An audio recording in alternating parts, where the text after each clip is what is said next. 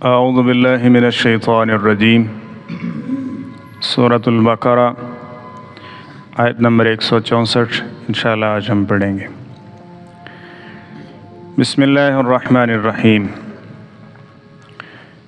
ان فی خلق السماوات والارض، یقیناً آسمانوں کی اور زمین کی تخلیق میں، واختلاف اللیل والنہار، دن اور رات کے مختلف ہونے میں، والفلک التی تجری، اور ان کشتیوں میں جو چلتی ہیں، فی البحر، سمندروں میں، بما ینفع الناس، ان چیزوں کو لے کے جو لوگوں کے لیے نفع مند ہے، وما انزل اللہ من السماء من ماء، اور جو اللہ تعالیٰ نے آسمان سے پانی نازل کیا ہے، فاحیا بہ الارض، پھر اس کے ذریعے بنجر زمین کو زندہ کیا، بعد موتہا، اس کے مردہ ہونے کے بعد، وبث فیہا من کل دابہ، اور پھر پھیلا دیے اس میں ہر طرح کے چھپائے، بتصریف الریاح، اور ہواؤں کے چلنے میں، والسحاب، اور بادلوں کے، المسخر بین السماء والارض، جو ٹھکائے ہوئے ہیں آسمان اور زمین کے درمیان، لآیات، البتہ نشانیاں ہیں، لقوم یعقلون، اس قوم کے لیے جو سمجھ بوجھ یا عقل رکھتی ہے۔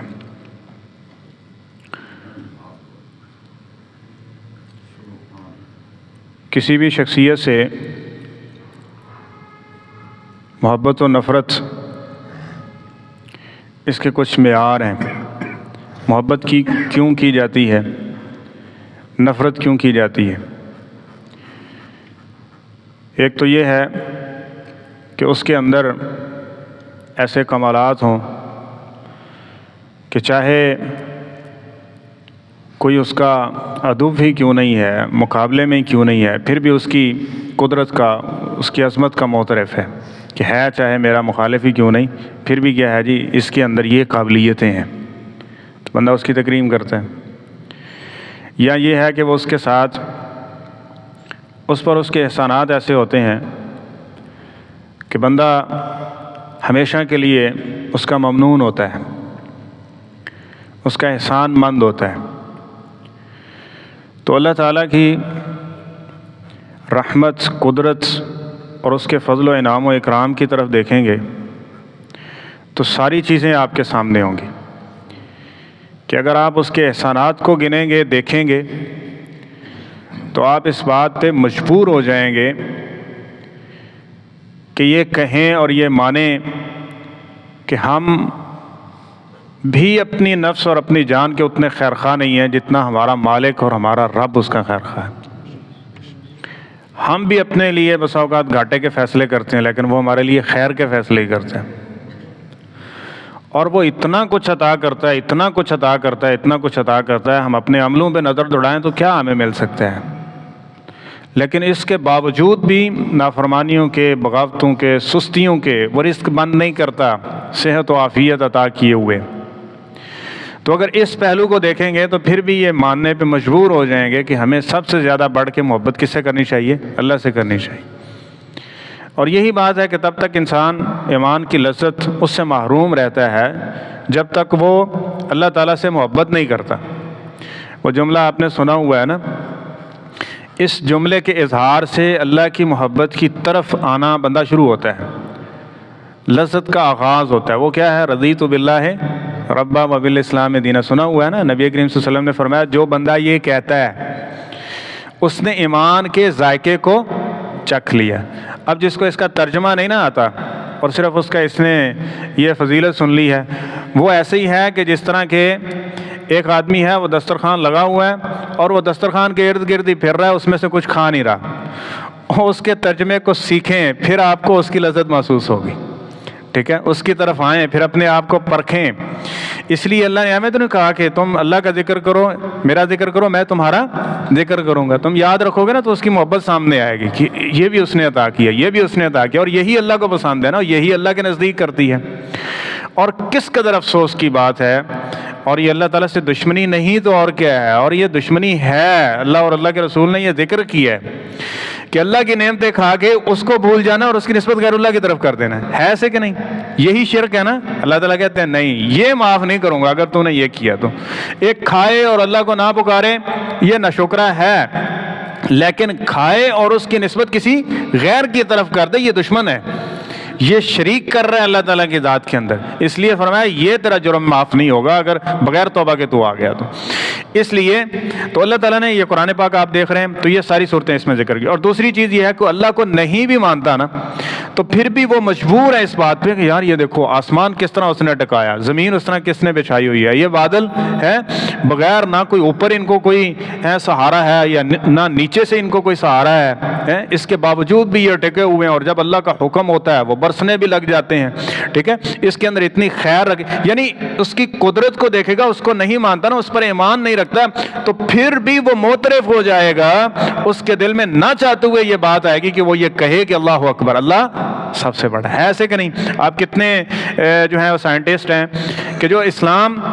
اس کو نہیں مانتے، دہریہ قسم کے لوگ تھے، لیکن جب انہوں نے ان چیزوں پہ غور کیا تو یہ ماننے پہ مجبور ہو گئے کہ وحدہ لا شریک ہے، وہ ایک ذات ہے ایسی کہ جو اس کو، اور بہت سارے لوگوں کو ان چیزوں پہ جب انہوں نے غور کیا تو اسلام لانے کا سبب بھی بن گیا یہ چیزیں ان کی۔ تو اللہ تعالیٰ نے یہ بار بار ہمیں یہ کہا ہے، اور یہ بات کہنا اور کرنا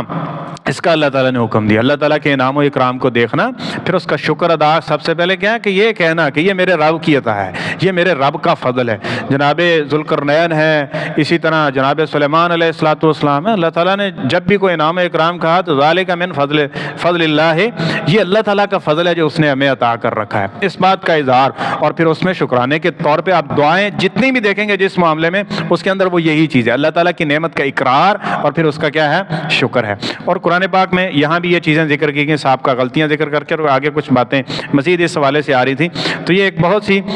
باتیں اکثر تو ہو چکی ہیں، لیکن پھر بار بار سمجھ رہے ہیں مزاج انسان بار بار، بس اوقات ہوتا ہے نا ایک آدمی اس کا ماٹو یہ کہ ہمیشہ وہ کیا کرتا ہے، جب بھی آتا ہے وہ کہتا ہے بیٹا نماز پڑھو، بھائی نماز پڑھو، یہ کرو۔ وہ جب بھی وہ بندہ سامنے آ جائے نا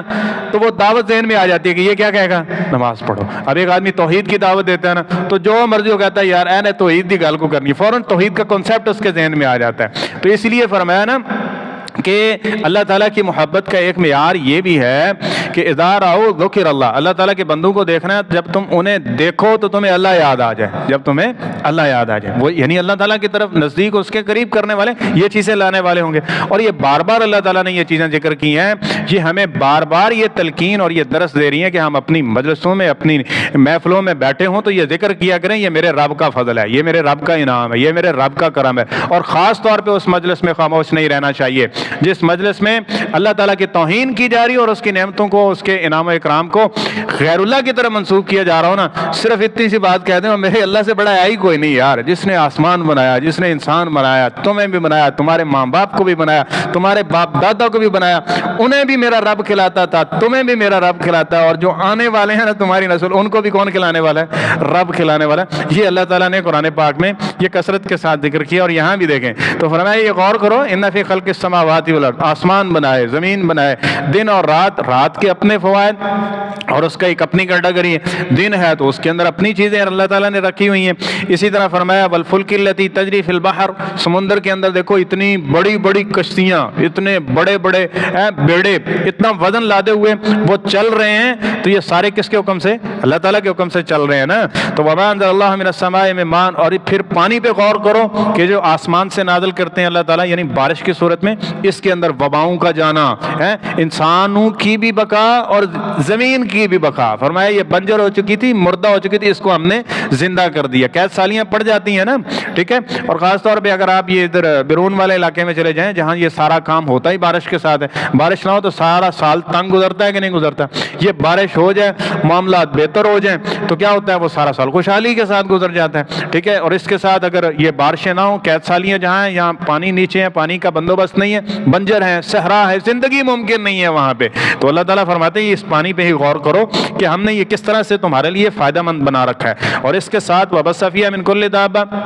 اس کے ذریعے ہم نے زمین و آسمان کیا نام ہے زمین کے اندر یہ پورے چلنے والے جانور جس کے اندر تمہارے لیے فائدہ ہے، گوشت کے ساتھ ہے، اور اس کے ساتھ جو ہے تم اس کو بیچ کے نفع حاصل کرتے ہو جانوروں کے ساتھ، اور اس کے دودھ کے اندر تمہارے لیے فائدہ رکھا ہے، یعنی بے شمار یہ چیزیں تمہارے لیے رکھی گئی ہیں۔ وتصریف الریاح والسحاب المسخر، اس طرح ہوائیں کبھی ادھر سے کبھی ادھر سے، کبھی وہ ٹھنڈی ہے کبھی سر، یعنی یہ سارا نظام چل رہا ہے۔ والسحاب المسخر بین السماء، اور اتنے بڑا ہے یہ بادلوں کا ایک بھرکم، چل رہے ہیں آ رہے ہیں جا رہے ہیں اللہ کے حکم کے ساتھ ہے۔ تو یہ ہمیں فضول تو نہیں ہے نا، لآیات لقوم یعقلون، عقل رکھنے والوں کے لیے اس میں کیا ہے نشانی ہے۔ اللہ تعالیٰ فرماتے ہیں نا یسبح الرعد بحمدہ، اور یہ جو تم کڑک بھی سنتے ہو نا یہ بھی اللہ کی تسبیح کر رہی ہے، یہ بھی اللہ کی تسبیح کرتی ہے۔ اور یہ چیزیں جتنی بھی ہیں ان سارے مواقع کے اوپر آپ دیکھیں، جیسے ہی آسمان و زمین ہے، نبی کریم صلی اللہ علیہ وسلم صبح اٹھتے ہیں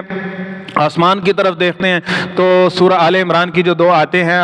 آخر سے پہلے والی ان فی اختلاف اللیل والنہار، آگے یہ ساری آیتیں یعنی 3 آیتوں تک یہ نبی کریم صلی اللہ علیہ وسلم تلاوت کرتے۔ شام ہو رہی ہے، ٹھیک ہے، آپ شام کے اذکار کر رہے ہیں، صبح ہو رہی ہے صبح کے اذکار کر رہے ہیں، آندھی ہوا چلتی ہے تو نبی کریم صلی اللہ علیہ وسلم نے دعا سکھائی ہے، ٹھیک ہے، اسی طرح بارش ہوتی ہے تو نبی کریم صلی اللہ علیہ وسلم نے اس موقع کے بھی دعا سکھائی ہے، اور دیگر چیزیں جتنی بھی اس میں ذکر کی گئی ہیں کھانے پینے کی، فائدے نفع کی، ہر موقع کے اوپر نبی کریم صلی اللہ علیہ وسلم نے دعائیں سکھائی ہیں۔ اور ان دعاؤں میں کیا ہے اللہ تعالیٰ کی ان نعمتوں کا اقرار ہے، اس کا شکرانہ ہے، اور ساتھ اس میں غور و فکر ہے کہ وہ مالک وہ خالق ہمارا سب سے بڑا خیر خواہ ہے، اس کی ہم نے نافرمانی نہیں کرنی، اس کی بغاوت نہیں کرنی، جو ہمارا اتنا خیر خواہ ہے، اتنا کچھ عطا کر رہا ہے، اور ہم اس کی عبادت کے اندر کیوں سستی کریں، ہم پیچھے کیوں ہٹیں۔ یہی بات جناب ابراہیم علیہ السلام نے کہی نا، یہ بت تمہیں کچھ نہیں دیتے، تم اس پہ مرنے کٹنے کے لیے تیار ہو، جس مالک خالق نے مجھے سب کچھ دیا ہے میں اس کی دعوت چھوڑ کے تمہاری بات مان لوں، یہ نہیں ہو سکتا۔ باپ چھوڑ سکتے ہیں، قوم چھوڑ سکتے ہیں، قبیلہ چھوڑ سکتے ہیں، ہجرت کرنی پڑی کر سب کچھ ہو سکتے ہیں، لیکن میں اس خالق سے جدا نہیں ہو سکتا، اس کو نہیں چھوڑ سکتا ہوں۔ یہ چیزیں جب ہوں گی نا، اس پہ غور کریں گے تو پھر انسان کے دل میں توحید کی محبت، اللہ تعالیٰ کی محبت، اور یہ ساری چیزیں انعام و اکرام انسان جو ہے اس کا شکر گزار بندوں کے اندر، اور ساری جو اچھی صفات ہیں وہ اس کے اندر آ جائیں گی۔ اللہ تعالیٰ ہمیں سمجھنے اور صحیح معنوں میں ہمیں جو ہے اس پر عمل پیرا ہونے کی توفیق نصیب فرمائے۔